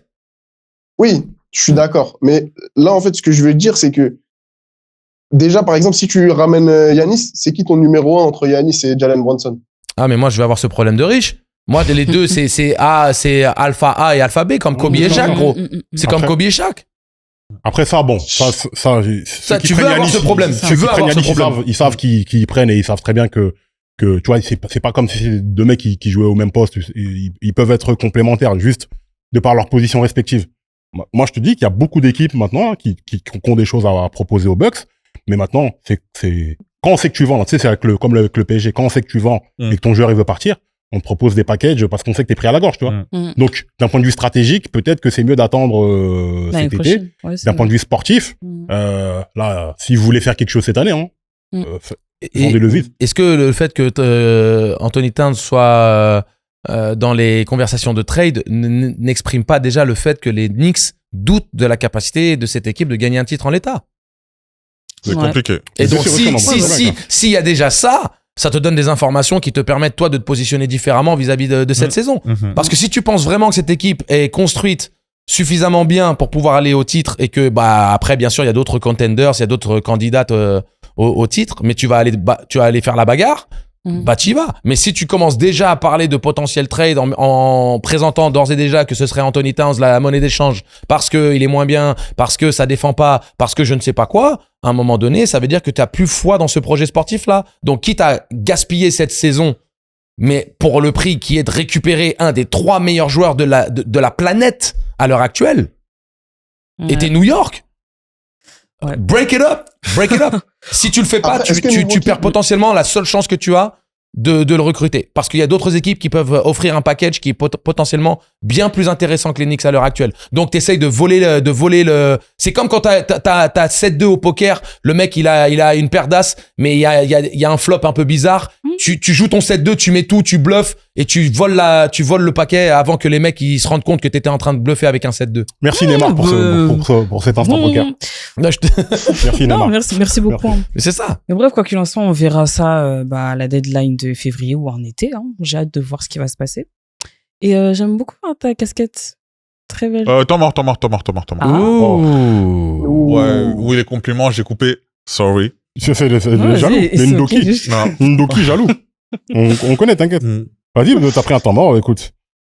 1 minute. Est-ce que tu es prêt? 3, 2, 1, parti. Avant de parler du pourquoi on complimente ta casquette de Flexstar, j'aimerais parler aussi de quelque chose qui est en train de se passer en ce moment en NBA. Il y a 2 équipes en ce moment, Indiana et surtout les Nets, sur qui je vais taper aujourd'hui. On est sur une NBA où on score facilement plus de 100 points. Je ne comprends pas comment Brooklyn Nets a réussi à scorer 66 points sur un match NBA aujourd'hui. Dont 10 points dans le dernier quart-temps. Alors, je vous le dis déjà d'avance, il y a des championnats départ qui vous attendent si vous voulez en France, là qui seront ravis de vous voir jouer les Nets, la Coupe d'Essonne, la Coupe de Val d'Oise, etc., Coupe de Val-de-Marne. Brooklyn, la vérité, entre vous, on va pas trop, soyez sérieux. 66 points en NBA, aujourd'hui, c'est inacceptable. Allez jouer la Coupe d'Essonne. Il y a des équipes comme Massy, Juvisy, Grigny qui vous attendent et qui seront ravis de jouer contre vous. Avec qui, si vous n'avez pas trop envie de jouer, vous pourrez faire un jeu égal. 4, mais s'il vous plaît, 3, arrêtez cette mascarade, s'il vous plaît. Merci. Voilà, je m'arrête là. Merci. Voilà. T'es dur, T'es dur. Si c'est pas les Clippers, mais 66 points. Non, mais. 66 points. Moi, ce que je vous propose un jour, c'est qu'on fasse un sujet. Le sujet, on pourrait l'appeler. Mais qu'est-ce que vous faites là, en fait? Non, mais 66 points, c'est des équipes là, en fait. C'est 17 points, c'est 17 points par carton. Je vous dis, en NBA actuel, où tu tires, je sais pas combien de fois. Regardez les matchs NBA aujourd'hui, où sur 1 minute, tu peux prendre au moins 6 tirs. Je ne comprends pas comment on arrive en plus sur des listes qui venaient d'enchaîner des défaites. Tu prends 120 à 66. Et genre, c'est normal. Genre, personne ne parle. Non, franchement, il faudrait une Ligue 2. Il faudrait que, allez, une année en G-League, histoire de 1. Se remettre un peu en main et puis repartir. Mais après, on sait, c'est un match NBA, on sait qu'après, ils ont réussi à jouer dur contre Boston, voilà, on sait, mais c'est juste sur ce score-là, fallait que je le tape un peu. Je te dis, c'est encore philosophique, ça remet même en cause le concept d'une ligue fermée. Parce que t'as des équipes, en fait, vraiment, qu'est-ce que vous faites là? Oui. Oui. Ça, non, c'est des tocards, mais on n'en parlera pas aujourd'hui. On sait que c'est des tocards, je vais pas le dire, mais. Mon préféré, c'est un tocard. Mais il mérite, Brooklyn. Concrètement, oui. Voilà. On dirait Skinner dans Retour vers le futur. Faites un tocard comme votre père. Vous et vos références, vous, Vraiment les anciens. Waouh. En tout cas, allez, tu peux complémenter ça, du coup? Ouais, j'aime beaucoup ta casquette. Ouais, j'en ai sa sœur ici. Ça me rappelle un petit joueur. Un petit, wow. Bon, il est pas petit, mais voilà, un très grand joueur quand même, qui a une cheville en polystyrène, mais on l'aime. On l'aime, son attends, mais c'est la vérité. Des compliments comme ça, là. Mais oui, mais on l'aime.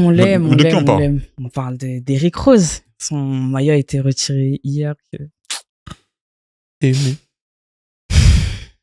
T'as ressenti quoi, toi, Ali? Non, mais moi, d'Eric Rose, que tu l'aimes ou que tu l'aimes pas, t'es obligé de l'aimer. Oh là là. Moi, dites-vous, j'ai fait une vidéo sur lui. Quand j'étais en train de l'écrire, mais j'ai pleuré, je me suis dit, mais... Ah, carrément. Ouais, non, mais il a trop souffert, je me dis. T'es très sensible, toi, NC, son corps suivait. Qu'est-ce qu'il aurait pu nous faire, en fait? Qu'est-ce qu'il aurait pu nous faire? Ça, c'est un gros what if. C'est peut-être un des plus gros what if all time, On le sait. Mais, Top 5. Ouais, je pense, top. Facile. Mais, ouais, le maillot a été retiré. C'est de la nuit de samedi à dimanche. Un retrait de maillot mérité. On sait qu'il a été MVP. On sait que, justement, il a fait partie de la renaissance des Bulls, sachant qu'on sait qu'à partir du moment où Jordan est parti, c'était très compliqué pour les Bulls de reconstruire, de retourner en playoff. Il y a plein de moments aussi, importants, on va dire, dans cette période-là, où, très intéressante. On sait, le début de rivalité qu'il y avait avec le Heat, on sait qu'il y avait des matchs très très intenses. La série contre les Celtics au premier tour, on se souvient quand D-Rose est rookie 36 points au premier match, le buzzer contre Cleveland. Il y a beaucoup de choses. Bon. T'es pas obligé de rappeler ça, je te jure. Ouais, mais Cleveland gagne la série, les Browns met un buzzer le match après. Mais tout ça pour dire franchement un grand merci à Derrick Rose, parce que moi franchement j'ai grandi en regardant. J'avais acheté son maillot d'ailleurs, j'avais rencontré aussi quand j'étais venu sur Paris un événement Adidas. C'est ce jour-là où c'est pas un joueur qui se plaint, c'est un joueur à chaque fois qui était athlétique. Il a fait partie de ces joueurs-là qui tu te levais le matin, D-Rose il a fait quoi? Une claquette dunk, un alley-oop de dingue, des tomards, je parle du tomard contre Dragic par exemple, le tomard contre Miami. C'est ce joueur-là où tu vas pas dire c'est un des meilleurs joueurs all-time, mais c'est un des joueurs que tu payes pour le voir jouer, et c'est un des joueurs où t'apprécies de le voir jouer. Il y a pas tout le monde qui sont numéro 1, numéro 2 all-time, mais des fois la NBA, des fois le basket aussi, c'est des joueurs où ils vont t'émerveiller par ce qu'ils font. C'est un joueur clutch, c'est un joueur apprécié aussi par même l'ensemble des Bulls, on le sait jusqu'à aujourd'hui. Et concrètement, c'est un joueur de Chicago en fait, tout simplement. Ouais, il porte, même si Perkins en disant ses conneries, en disant que oui, Derrick Rose est plus important aux Bulls que Jordan. Perkins, calme la poudre, calme un peu. Non, voilà. attention, défends pas ses propos. Pour les mecs de Chicago. Oui, mais c'est un mec oui, d'accord, mais non. C'est un mec du hood de Chicago. C'est-à-dire que ce qu'il a inspiré pour les gens de la ville qui sont Chicago, attention, c'est une ville divisée en deux où il y a des gens très, très, très, très pauvres. Oui, mais Derrick Rose, il vient de là. Oui. Pour ces gens-là, ce que Derrick Rose, tu viens de la poussière, t'arrives à aller jusqu'à là-haut, ça signifie autre chose que truc. C'est pas sportivement ce qu'il a dit. Faut pas te déformer. Faut faire attention. Mais, Jordan, ça restera Jordan. Oui, mais c'est pas sportivement. Non, il a pas dit que c'était un meilleur joueur. Il a dit ce qu'il représente pour les gens de Chicago. Je suis d'accord dans ce que tu dis. Je dis pas que sportivement, même pas là. Au-delà de ça, ce qu'a ramené Jordan aux Bulls, Rose est quelqu'un de très important. Pour moi, il fait partie des top 3 des joueurs les plus représentés ça, je vais pas l'enlever. On préfère une prolongation dessus. Ouais, mais pas Jordan. C'est tout ce que je dis. Mais non, mais je suis d'accord. Non, mais je suis d'accord. Moi, je vois ce qu'il veut dire, mais pas Jordan. Mais pour moi, pas très loin. Mais si. Mais pour les gars de Chicago, Derrick Rose, ça représente plus, c'est un gars, non, mais ça représente, oui. Mais est-ce que après, a emmené, parce que malheureusement, ça a été trop, pour moi. Mais non, mais personne n'a dit emmener. Moi, je le dis, c'est que ça a été, en fait, malheureusement, ça a été trop court. Je pense que s'il avait même duré, même s'il avait pas gagné de titre, mais s'il avait perduré dans le temps, il aurait été, pour moi, dans ce cas dont tu parles, et je suis d'accord avec ce que tu dis. Moi, j'enlève pas. Mais moi, c'est pas moi qui le dis, c'est les gens de Chicago. Oui, voilà, les gens de Chicago, oui, mais je pense que, après, dans les années 90, on sait pas comment c'était représenté, comment est-ce que Jordan représente aussi à Chicago aussi, parce que, on rappelle, peut-être un basketteur qui demande à Isaiah Thomas, il va dire. Ah là là, on peut parler de Derrick Rose pendant très très longtemps. Parce que c'est un mec de Chicago, lui. Mais justement, Angelo, carrément, qu'est-ce que Rose, il représente quoi pour toi? Honnêtement, je comprends en fait ce qui est exprimé, le fait que ce soit un mec de la rue quoi. Ah, du fond de chez eux, tout simplement. Isaiah Thomas, c'était Derrick Rose avant Derrick Rose, puis Jordan est arrivé, et puis en fait ils ont retrouvé quelqu'un en qui ils pouvaient s'identifier, qui venait de chez lui, qui venait de chez eux, tu vois. Donc moi ce qu'il représente, c'est simplement un des plus gros what if de l'histoire de la NBA, top 5 de toute évidence, un des meilleurs joueurs all-time. Pas top 10 parce que c'est trop court, mais quand tu regardes son prime est dans la discussion pour un top 10, parce que quand tu finis MVP, que t'emmènes une équipe des Bulls en reconstruction, et surtout de la manière avec laquelle ça a été fait, sachant qu'il était en plein développement, on oublie qu'il est MVP à 21 ans. 21 ans, plus jeune de l'histoire. Exact, alors qu'il n'avait pas encore le tir qu'il a développé en fin de carrière. Et moi, le moment que je vais mettre en avant, et tu pourras transitionner derrière, Ali, c'est, je pense qu'on a tous lâché une sorte de larme. On a tous été émus le jour où il met ses 55 wimps avec Minnesota. Il met 53, tu vois. 50 points. Ouais. Larme, non. Moi, j'ai versé ma larme, j'avoue. Moi, j'étais dans mode pour le coup, j'étais ému parce que je sais ce que ça représente quand tu reviens des abysses de blessures et de de moments très difficiles où tu remets en question tes choix de vie, tu remets en question si tu vas être en capacité de revenir à ton plus haut niveau, si tu vas être en capacité de revivre les moments qui t'ont fait vibrer et qui sont indescriptibles et inégalables dans ton cœur. Quand moi je sais que je me suis identifié à lui le moment où il a fondu en larmes. Ouais, moi j'ai compris aussi. Ouais. Tu vois ce que je veux dire, c'est quand j'ai eu mal pour lui par rapport au fait que c'est la compréhension de ce qu'il ne sera plus jamais, de ce qu'il aurait pu être. D'une certaine manière, c'était une sorte de fin romantique. Ouais. Tu vois ce que je veux dire, une fin romantique de I still got it. Je suis encore Derrick Rose, même si je suis pas en capacité de faire ça tous les soirs. Mais j'ai pu revivre ce mouvement. Même si c'est une soirée, même si c'est un game, j'ai pu vous remontrer que I'm him. Je suis le Derrick Rose que vous connaissez. Et j'ai trouvé que c'était un des moments les plus forts de sa carrière et ça m'a énormément touché. L'humilité du personnage aussi, faut le dire, parce que... Frérot, tu sais, quand tu reviens des abysses... Non. Regarde, je te dis juste ce truc-là. Jabari Parker, qui est à Barcelone. Giannis, Frère. On va partir en Europe. Non, mais regarde. Écoute, avant de réagir comme ça. Jabari Parker, il a été interviewé après un match d'Euroleague. Mais n'oublie pas que Jabari Parker, plus de carrière NBA, des grosses blessures. Et tu parles aussi d'un gros what if. Peut-être pas top 5, mais il a fondu en larmes quand le mec lui a dit... mais tu peux pas manquer de sensibilité vis-à-vis de ça. Parce que ça veut dire que tu n'apprécies pas à sa juste valeur le grind d'un athlète professionnel qui a souffert physiquement. Mais j'ai pas pleuré. Non, je n'ai pas dit que t'as pleuré. mais quand je te parle de Jabari Parker, c'est un mec. Non, mais force à lui, franchement, respect. Mais même dans l'imaginaire, tu peux parler des Bulls, justement, tu peux parler de ces mecs-là. Dans l'imaginaire des fans de basket, tu regardes de ces mecs qui ont des carrières gâchées à cause de blessures et des gars qui sont juste heureux de pouvoir rejouer au basket et de retrouver un niveau qui soit respectable pour leur standard à eux. Quand t'es Jabari Parker, que t'es un des plus jeunes prometteurs de la NBA, quand t'es Derrick Rose, t'es MVP à 21 ans, quand ta carrière t'échappe, elle te glisse entre les doigts et que tu retrouves un de ces moments, moi je trouve ça grave émouvant. Donc Derrick Rose, ça c'est le truc de sa carrière qui m'a le plus marqué. D'accord. En tout cas, bref, un mec de Chicago, né à Chicago, drafté à Chicago. Derrick Rose, merci pour tout. Parlons maintenant de Kobe Bryant, les 20 ans, de ses 81 points. Fait que ça, je sens que j'ai vu un petit sourire. Là, pour le coup, on peut parler de larmes. Un petit sourire. Là, on peut parler de larmes. Voilà, ça c'est émouvant, vous voyez. Mais mauvaise casquette pour le coup aujourd'hui. C'est plus qu'émouvant. J'ai rendu hommage à Derrick Rose. T'inquiète. Non, en fait, 20 ans de l'une des plus belles performances qu'on a pu voir sur un terrain de basket. Il y avait les 100 points de Will Chamberlain. Ouais. Mais bon, il y en a qui étaient pas là. Il y en a qui se disent qu'il y en avait que 50, ils ont rajouté du sel, je sais pas quoi, bref. Kobe Bryant contre les Toronto Raptors, qui met 81 points dans un match qui n'était pas gagné, c'est l'une des plus belles performances qu'on a pu voir. Kevin Durant dira que ce jour-là, il s'est dit, bon, c'est juste le meilleur joueur de tous les temps. D'autres joueurs ont parlé de performances incroyables, époustouflantes. Il y a eu tous les superlatifs qu'on a pu imaginer. Quand tu connais les circonstances dans lesquelles il a mis ses 55 points, le fait que c'était le jour de l'anniversaire de la mort de son grand-père, les 80 points, pardon. Les 81 points, j'ai dit quoi? 55. Parce que 55, c'est en seconde mi-temps, ouais. C'est juste pour dire, t'as vu que... C'était le jour de l'anniversaire de son grand-père qui était décédé. Du coup, sa grand-mère était venue le voir la seule et unique fois ce match-là. Je crois qu'ils viennent de Philadelphie. Et il a dit, my shoot was sharp.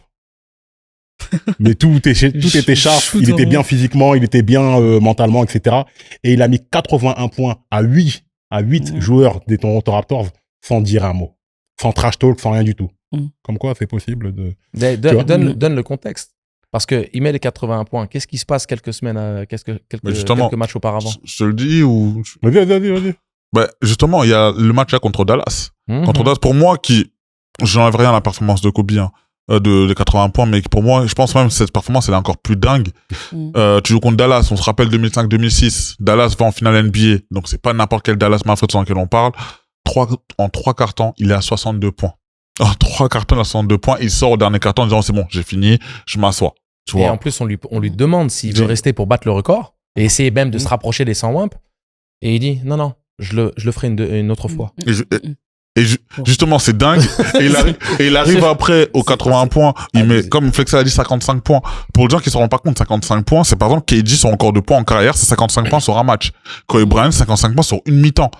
Les Toronto étaient à plus 18 à un moment dans le troisième quart-temps. Kobe met 80 points. Toronto, je crois qu'ils sont à 104, 106 points à la fin du match. Donc, ça veut dire que Kobe met 80% des points de Toronto, on va dire ça comme ça. C'est limite une défaite à lui tout seul.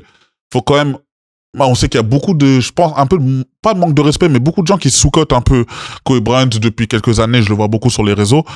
Mais 81 points mais 81 points en 2006, c'est pas 70 points d'aujourd'hui. C'est ça. 81 points en 2006. Personne dépassait 60 points déjà en 2006. C'était déjà incroyable. Et c'est le seul à l'avoir fait. 81 points. C'est tout simplement exceptionnel. Il faut respecter cette performance-là parce qu'on ne reverra pas de sitôt. Peut-être que quelqu'un dépassera 80 points, mais ce sera pas comme il y a 20 ans. C'est clair. 60, il shoot à 60% sur ce match-là. Il prend 46 tirs, 18 sur 20 au lancer franc. 7 3 points. 7 tirs à 3 points. C'est même pas donc il aura tout fait. Même fake, fade away, les up main droite, main gauche, etc. Tout le monde en a pris. Jalen Rose, il en a pris à peu près 70%. 70 points, il a pris sur lui. Et voilà. Et il faut le dire, parce que je sais ce qu'on peut dire, certains avaient dit ça à l'époque, c'est que oui, c'est le summum du croqueur. Alors, oui et non, parce que Kobe, en fait, moi je pense que ce match-là, c'est le summum du bon, vous êtes en train de faire n'importe quoi, donnez-moi la balle et dégagez. Je veux m'en occuper. C'était ça tout 2006. Non, mais c'était ça, mais c'est surtout que il était dans une équipe où il y avait rien autour de lui. C'est-à-dire qu'il était obligé. À part la Marodome, il n'y avait personne. Le fait qu'il soit obligé de sortir une performance comme ça, en vérité, c'est même quelque chose de négatif. C'est-à-dire qu'il y a tellement rien, t'es le meilleur joueur dans une équipe où autour de toi, il y a que dalle. Ouais. Donc, le fait qu'il le fasse contre Dallas et qu'il le refasse après contre Toronto, là où il aurait pu, franchement, atteindre les 100 points. Et là, il a eu la classe de laisser le record à Will. C'est pas la classe, hein. Connaissant Will Kobe, il aurait détruit le record et puis c'est bien passé. Non, mais bon, en tout cas, voilà, c'est le scoreur ultime qui sait tout faire sur un terrain et il y a ce genre de performance-là qui le montre. Et on a l'impression que c'est facile. Mettre 81 points, c'est de la démence. C'est même pas, même quand t'es tout seul, toi, devant ton, il y a pas de défenseur. Même en départ, c'est dur de mettre 80 points. Donc, imaginez-vous en NBA sur la plus grande ligue du monde. Même en départ, c'est dur de mettre 30 points. Vous êtes en train de décrire la chose. Demandez aux gars si, même les gars dans le départ, s'ils tournent à 25 points par match. Faites doucement, les gars. Le basket, c'est compliqué. Mais combien de fois la dernière fois, toi? Moi, Voilà. je dis, c'est ça le truc, c'est que, comme tu dis, je pense qu'on minimise. Je pense qu'on se rend pas compte. Je pense qu'on banalise. On banalise une performance qui est indécente. Tout simplement indécente. On parlera un jour, on fera une prolongation bien plus poussée sur Kobe. Sur Bryant. Ce sera plus ça a été un joueur qui a été une équipe à lui tout seul, hein, avec ses 80 points. Et ça arrive pas tous les jours. Parlons. Et après, vas-y, désolé. Pardon.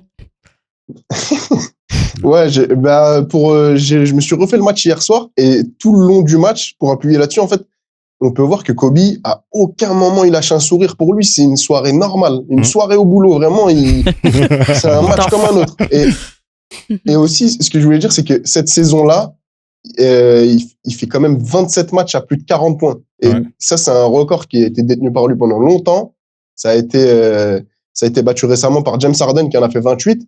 Mais en fait, tout le long de la saison, Kobe, il était exceptionnel. Il a fait des performances à plus de 30 points, plus de 40, même plus de 50. Et là, cette performance à plus de 81 points, c'est la cerise sur le gâteau. Mais c'était une saison exceptionnelle de la part de Kobe. Hein. Saison, il n'a pas été MVP. Dis-le, un scandale. Mais dis-le, hein. Jusqu'à la fin du match, le match n'est pas gagné. Hein. Jusqu'à la fin du match, le match n'est pas. Kobe doit s'employer. Tu vois, quand il met à peu près 70 points, il doit encore s'employer à marquer parce que le match n'est pas gagné. C'est pour te dire, le supporting cast. À la fin, c'est Kobe qui veut mettre les points. À la fin, il y a Blowout, il y a plus 20. Non, mais pendant une très longue partie du game. Il y a long truc. Mais à un moment, il pouvait sortir. Mais c'est lui qui voulait mettre les 80. C'est vraiment à 3 minutes de la fin du 3e carton qu'il passe devant parce que tout le long, les Raptors, ils étaient très bons. Ils sont devant. Oui, c'est vrai. En bref, maintenant parlons de l'Euroleague. Cette saison, l'Euroleague est particulièrement difficile à prédire à cause des enjeux compétitifs, de l'équilibre des équipes, de l'absence d'une domination écrasante d'une seule franchise.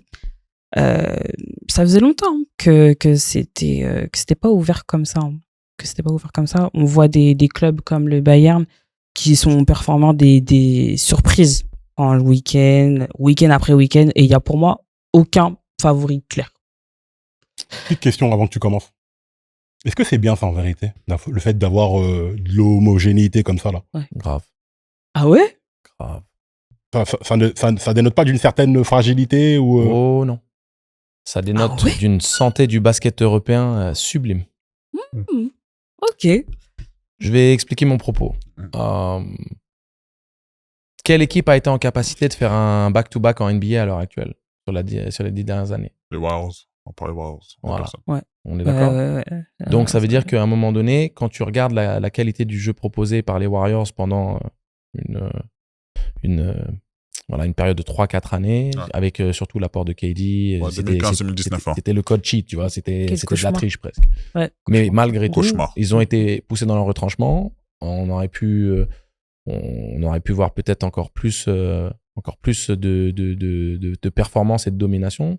Et à un moment donné, il y a une redistribution des cartes parce qu'il y a le cycle où Kevin Durant part. Et maintenant, il n'y a plus vraiment personne, à part peut-être OKC, qui va être en capacité de le faire là cette année. Mais ce qui est sympa, c'est quand tu vois que, par exemple, cette année, tu sais pertinemment que quiconque sort de l'Ouest va être champion NBA. C'est très compliqué de concevoir que les Pistons, par exemple, avec leur jeunesse, non seulement sortent de l'Est, même s'ils sont capables, on peut avoir cette surprise, mais qu'une fois arrivés en finale, ils vont être capables de le prendre. Si c'est le cas, c'est exploit extraordinaire, et puis on va témoigner de l'histoire, et on espère tous pouvoir témoigner d'un truc comme ça. La probabilité, elle est faible. De rejouer potentiellement au OKC ou de jouer Denver en finale, quiconque sort à l'Est, c'est compliqué. Oui. Donc, c'est presque en fait, les playoffs vont être intéressants à l'Ouest, mais une fois que la finale commence, Ok. Tu vois. Là, en Euroleague, tous les matchs de saison régulière sont incertains. Tu as une homogénéité de folie avec une qualité de jeu extrêmement élevée. Tu as des équipes comme Valence qui ont été longtemps premières de la saison, qui maintenant sont rentrées un petit peu dans le rang, mais qui sont malgré tout à une victoire ou 2 victoires du premier. C'est-à-dire que tu regardes le classement actuel. Ouais, une victoire de 7e. T'as l'Apoel qui vient de se faire taper par Partizan alors qu'il y avait 3 pèlerins dans la salle. C'est même pas le Partizan, tu sais, des 2 dernières années, des 2-3 dernières années. Ils viennent de se faire taper. T'as Fenerbahçe, Real Madrid, Barcelone. Donc c'est le retour au premier plan du duo espagnol, parce qu'on a eu le Barça qui a eu un petit coup de moins bien. Le Real, pas super bien ces dernières années non plus. Il fait pas le Final Four. Même s'ils nous ont retiré il y a 3 ans la victoire. Serge Llull, trop Olympiakos. Bref, ça c'est le cœur qui brûle. Mais tu te retrouves avec en fait Monaco, l'Olympiakos, Barcelone, le Real Madrid, Fenerbahçe, Apoel, même Valence et le Pana qui est pas très bien. Mais le Pana, une fois arrivé en play-off, si tu arrives sur une série de 5 matchs et tu dois aller jouer à Oaxaca, tu sais pas. Et donc, t'as jamais eu autant d'équipes qui potentiellement pouvaient sortir aller au Final Four. Sur ces 6-7 dernières années, tu avais une vision assez claire des équipes qui devaient y aller. Et surtout, tu te dis, bon, le champion, là, cette année, allez, tu mets une piécette sur... Il y avait 2 ou 3 candidats. Là, cette année, n'importe quelle équipe de ce top 7, t'es pas surpris. Mais... Tu te dis, il y a la qualité de jeu. T'as une incertitude absolue. Donc, tu rentres dans une dynamique où ces playoffs là qui se présentent, Flexta, c'est popcorn. Tu t'assois et là, tu découvres. C'est là les quarts de play-off qui s'annoncent en Euroleague là, et même le play-in, parce que le play-in, t'aurais une première opposition. Si le classement s'arrêtait aujourd'hui, t'aurais le Pana qui reçoit l'Étoile Rouge de Belgrade, t'as Valence qui joue à domicile face à Kaunas. Derrière, le Pana serait peut-être dans l'obligation d'aller jouer contre Kaunas en Lituanie pour se qualifier pour finir 8e, et tu te retrouves avec une opposition Apoel Panathinaikos au premier tour. Mais justement, entre le premier et le 10e, il y a 3 défaites d'écart. On rend compte à quel point c'est fou. Mais tu vois, je vois des équipes comme justement le Barça qui était un peu plus dans le mal l'an dernier. Le Real qui avait fait les play-in, hein. Je crois que je me souviens bien, ils avaient fait le play-in, ils étaient sortis par Paris. Si je me souviens bien, c'était ça. Ils avaient fait le play-in. Olympiakos, Monaco, c'est des équipes qui étaient déjà en haut l'année dernière. Est-ce que tu penses, selon toi, que au bout d'un, parce que là on est à plus de la moitié, hein, c'est ça, si je me trompe pas, on est vraiment à la seconde phase. C'est le début de la seconde phase. Ouais, on est à la 25e journée. Est-ce que tu penses que les favoris vont commencer à dirais, ça y est, on a laissé un peu de temps, on va retrouver, voilà, ou tu penses que ça va continuer l'homogénéité comme ça, ou tu penses que même sur des années, on ne dit pas qu'on aura même le même classement, mais on aura des classements similaires avec des saisons aussi serrées. Écoute, Valence sort de nulle part. Imagine que tu as 3 clubs espagnols dans le top 8 à l'heure actuelle. La meilleure ligue au monde, la meilleure ligue domestique au monde derrière la NBA. Bien sûr, l'Euroleague est le meilleur championnat après la NBA, mais si tu parles de ligue européenne, c'est l'Espagne de loin. Honnêtement, Mills, pour répondre à ta question, quand tu regardes l'état de l'Euroleague à l'heure actuelle, il y a une redistribution des cartes, même si tu te dis que la meilleure académie basket, ça reste l'Olympiakos ou Valence à l'heure actuelle. Que au niveau du talent pur entre l'Hapoel Jérusalem et le Panathinaikos, c'est dingue. On parle même pas de Fenerbahçe qui vient de gagner 13 matchs sur les 15 derniers et qui est champion en titre et qui est en position de reprendre la première place. Mais honnêtement, sur les séries playoffs qui se présentent là, alors on va laisser un peu les dynamiques, il y a peut-être les blessures, mais tu as Corey Joseph qui vient de signer à l'Olympiakos pour pallier à la blessure au poste de meneur de jeu. Donc, tu as plein d'anciens joueurs NBA qui commencent à affluer en Euroleague encore plus que sur les années précédentes. Il y a une densité et une qualité de jeu.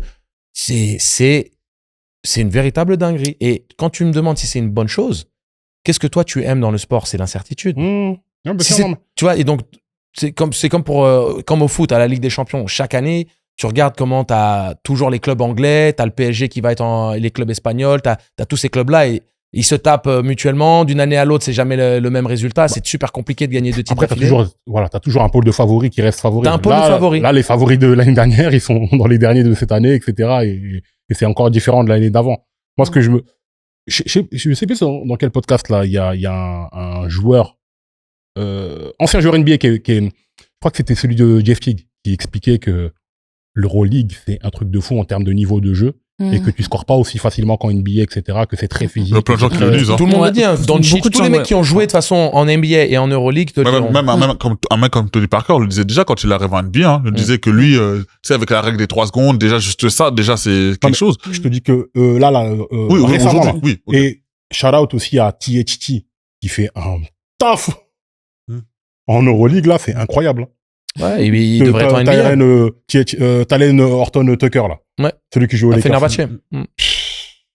C'est un vrai joueur NBA qui est en Euroleague et qui retourne la compétition. Il y a des équipes NBA, qui auraient bien besoin de aller le récupérer, les mecs, parce que, genre à New York, un truc comme ça. Mais donc, l'Euroleague, à l'heure actuelle, très difficile de se positionner par rapport au fait que tu as une telle homogénéité. Et sur une série playoff, ça va vraiment être une histoire de match-up. Parce que quand tu as 16-7, 7-7, 16-8, 16-8, 15-8, 15-9, 15-9, 15-10, 14-10, 14-10, 14-10. Tout le monde. Ouais. L'Étoile Rouge a été première pendant une partie. Kaunas a été première pendant une bonne partie. Ensuite, c'est l'Hapoel qui a repris. T'as Valence qui a été première pendant une partie. Le Pana et l'Olympiakos, ils étaient dans le top 4. Maintenant, ils sont en mode quasi play-in. Donc, d'ici la fin de la saison régulière, on en reparlera de l'Euroleague et on va commencer à se projeter. Mais c'est une très bonne question, Ali, parce que je pense que l'Euroleague ne s'est jamais aussi bien portée. Dans le sens où tu as un réel équilibre. Et même si tu as une cassure après le top 10, où les bilans à partir de la 11e place sont négatifs, et tu as une différence de 3 victoires, tu vois, 3 défaites supplémentaires pour ceux qui sont derrière. Mais en tout cas, ce top 10-là, waouh, entre la qualité de jeu, l'engouement populaire, le coaching, parce que tu as des philosophies de jeu très différentes. Et puis, tu te retrouves aussi avec une équipe comme le Maccabi Tel Aviv qui va probablement pas se qualifier, mais qui maintenant peut rejouer ses matchs à domicile. Et tout le monde passe à la trappe. Valence est parti au Maccabi, passe à la trappe. Le Panathinaikos est parti à Maccabi, passe à la trappe. Donc, ça veut dire que dans la fin de saison, là où tu as les déplacements périlleux, où tu dois même aller essayer de jouer, le Bayern, ils viennent de battre... alors déjà, le Bayern, t'as Dubaï aussi, des équipes un peu surprises et qui sont nouvelles, qui sont coupeurs de tête également. Donc, Hapoel qui vient de perdre sur le parquet du Partizan, qui est au plus mal, qui avait sur le mois précédent perdu 4 matchs avec un écart de plus de 30 points. Donc, on a ce championnat coupe-gorge avec un basket magnifique et un engouement incroyable, avec surtout une incertitude. Comme tu dis, d'habitude, il y a un pool d'équipes. Là, cette année... C'est un truc de fou. Tu fais... C'est un truc de fou. Bon, Je sais pas comment les gens peuvent se projeter. C'est hyper compliqué. Ouais. Bref, en Du tout coup, pour les paris sportifs, c'est compliqué. shout out au Heureusement que je fais pas deuxième de paris. épisode. Exactement. Bref, en tout cas, le suspense, ça a tué personne en vrai. Non, le vision. En vrai, ça a tué personne et c'est une fin d'émission. C'était très, très intense, hein. Beaucoup d'émotions, les amis qui sont devenus des ops. En fait, vous devez comprendre une chose. C'est que là, à côté, c'est mon frère, c'est-à-dire qu'entre frères, on se chamaille. Mais le sport, c'est des émotions, c'est des chamailleries. on a vu. Fait que ça, t'as Non, mais beaucoup c'est- d'émotions, toi. Ah oui. T'as beaucoup que- d'émotions, fait que ça, toi, en ce moment, hein. Très émotif, toi, hein. Par contre, ça parle pas pour Ne Eric Rose, mais. ne m'oblige pas à parler de la CAN et... Ah, Voilà. Voilà, donc Non, le Sénégal a gagné, oui, vous avez gagné. Félicitations d'avoir au Sénégalais, félicitations. Hein, parce qu'on va dire que je suis mauvais soir, félicitations. Sénégal règle, comme vous aimez bien dire chez vous, hein. Chez on va vous, danser le ça, mbala c'est- ici. Hein, voilà. Tu veux ramener le maillot? Ramène le maillot, ramène le maillot, Non, c'est ramène le bon, c'est bon. Non, mais c'est important aussi de parler avec passion parce que souvent on n'est pas d'accord et je vous le jure, pour ceux qui n'ont pas eu l'occasion d'y aller, allez dans un barbershop aux États-Unis, mais laisse tomber. Tu comprends pourquoi ça dure 5 heures. Parce que les débats, c'est encore pire. Il y a pas que le débat sportif, hein, dans le barbershop, hein. Ah, bon. Mais après, moi, Quand ce il que y a la j'aime bien, daronne du petit qui vient, le truc et tout et tout. Enfin, ouais. Oh. Voilà, c'est- Toujours les femmes ici. Non, mais Ali, le truc que moi j'aime bien dans cette émission, au-delà des débats de folie qu'on puisse avoir On a avant, même fait après, doucement, là. pendant. Ça, On a c'est même fait doucement ça? doucement. Ah ouais, d'accord. Mais le truc, c'est que au moins, je pense qu'il y a quelque chose qui transparaît dans ce podcast. C'est que on est profondément passionné par ce qu'on produit, ce qu'on essaye de vous donner. Et que au-delà de ça, ça pousse à la réflexion parce que même si c'est avec beaucoup de parfois d'animosité ou d'abnégation quand on défend notre steak, quand on débriefe et même quand on pense à l'échange qu'on a eu, souvent la vérité se retrouve soit sur un juste milieu ou quoi qu'il arrive, il y a peut-être une petite subtilité qui permet de se positionner un peu différemment ou d'amener un peu plus de pertinence à son propre propos. Donc moi, ces débats-là, ça me fait kiffer parce qu'au final, ça me challenge. J'aime bien être repoussé dans mes retranchements quand il est question de parler basket. Et voilà, mais c'est qu'avec de l'amour. Bien sûr, Oui, bien sûr. En toujours plus, des fois, on que n'est pas du d'accord et c'est la vie. Hein, on peut ne pas être d'accord. Oui, c'est ok. Ah, Yas, qu'est-ce que t'en penses? Ah, ben là, avec cette dernière phrase, je comprends pourquoi Angelo, on l'appelle le poète. Je suis tout à fait d'accord avec ça. Le poète. Franchement, bah, c'est ce qui nous anime en vérité. C'est pour ça qu'on passe 1h30 sur cette émission, finalement. Exactement. Ouais, finalement. Exactement. Toi-même, voilà, dans ton joli décor, là. Il y a 2-3 trucs que je vois dans ton décor, là, qui sont pas mal, hein. Ouais, franchement, vraiment pas mal, hein. Il est curieux, lui, hein. Tu verras Non, comment ça se je vois voit. des décors. Oui, voilà, exactement. C'est à ça que je pense. C'est à ça que je pense. Non, c'est vraiment pas mal. Tu vas nous dire ce Je que c'est? l'offrirai à l'occasion. Ah, oui. Vincent. Ah, Yes. ouais, ok. Vincent Cartier. Ok, ok. Allez. Bref, en tout cas, quoi qu'il en soit, merci Yass hein, pour ton intervention. Merci à vous pour l'invitation. Merci pour l'accueil. Bien sûr, Et, bien sûr. j'espère vous retrouver très vite. Et au plaisir de te voir avec ton shampoing et ta routine capillaire. Ouais, on t'attend. À la Promis, je semaine vous l'apporterai prochaine. la prochaine fois. Ouais, on attend ça. Et du coup, à la semaine prochaine, abonnez-vous. Juste pour finir, Ali, on m'a demandé si tu pouvais chanter un petit peu. Attends. Je veux dire, elle a une belle voix. est-ce Chanter que- qui Attends. Non, parce qu'on a dit Coco Jones, c'est ça, de ça. Ah ouais, non, mais je chante si tu danses. C'est bon? Bon. Allez, Merci. Merci.